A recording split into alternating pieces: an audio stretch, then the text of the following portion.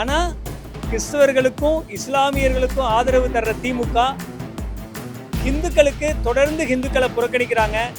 நேத்து ஒருத்தர் அப்படி மதுரையில இறந்த நேரத்துல கூட துணை முதலமைச்சர் உதயநிதி ஸ்டாலின் மதுரையில கிறிஸ்துமஸ் விழாவில் கலந்துக்கிறார். திமுக கொள்கையும் கிறிஸ்தவர்களுடைய கொள்கையும் ஒண்ணுன்னு சொல்றார்.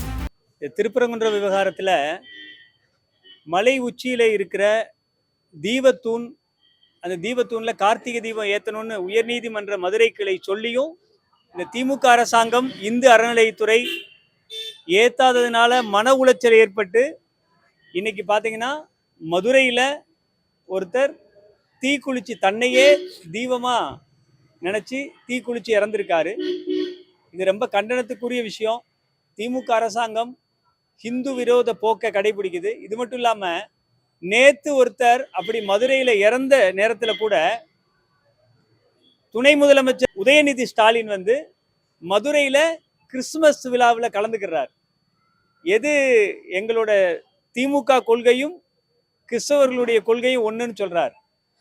ஆனா கிறிஸ்தவர்களுக்கும் இஸ்லாமியர்களுக்கும் ஆதரவு தர்ற திமுக இந்துக்களுக்கு தொடர்ந்து இந்துக்களை புறக்கணிக்கிறாங்க. இதை இந்து மக்கள் புரிஞ்சுக்கிறணும். இன்னைக்கு செத்து போயிருக்க பூர்ணச்சந்திரனுடைய அவருடைய மரணத்துக்கு நியாயமா திமுக கார்த்திகை தீபத்தை அந்த மலை உச்சியில இருக்கிற தீபத்தூண்ல விளக்கேற்றணும் அப்படின்னு கேட்டுக்கிறோம். தமிழ்நாடு மக்கள் வர்ற 2026 பூர்ணச்சந்திரன் சொன்ன மாதிரி இது திமுக செய்ய தவறினால் 2026 ஆட்சி மாற்றம் நடந்து இந்துக்களை ஆதரிக்கிற கட்சிகள் தமிழ்நாட்டில் ஆட்சிக்கு வருவாங்க. அவங்க கார்த்திகை தீபத்தை மேல மலையில இருக்கிற பாரம்பரியமா நம்ம முன்னோர்கள் ஏத்திக்கிற தீபத்தூண்ல ஏத்துவாங்க. தொடர்ந்து இந்துக்களை புறக்கணிக்கிற திமுகவை மக்கள் வர்ற 2026 சட்டமன்ற தேர்தலில் திமுகவினுடைய கூட்டணி கட்சிகள் காங்கிரஸ், மதிமுக, விடுதலை சிறுத்தைகள், கம்யூனிஸ்ட் இந்த கட்சிகள் எல்லாத்தையும் மக்கள் பார்த்துக்கிட்டு தான் இருக்காங்க. அவங்களுடைய கோபத்தை எப்படி தன்னுடைய கோபத்தையும் வருத்தத்தையும் எதுவும் செய்ய முடியல அப்படின்ற இந்துக்களுடைய குமரனுடைய வெளிப்பாடு தான் இன்னைக்கு பூர்ணச்சந்திரனுடைய மரணம்.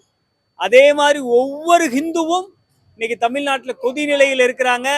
அதிகாரமும் ஆட்சியும் கையில் இருக்கின்ற திமிர்ல திமுக அதை பண்ணிக்கு இருக்குது. இதை கண்டிக்கிறதுக்கு கண்டிப்பான முறையில் 26 தேர்தலில் தமிழக மக்கள் இந்த திமுக கூட்டணியை புறக்கணிப்பாங்க. ஒரு இடத்துல கூட ஜெயிக்காத இடத்துக்கு திமுக போய் சேரும்.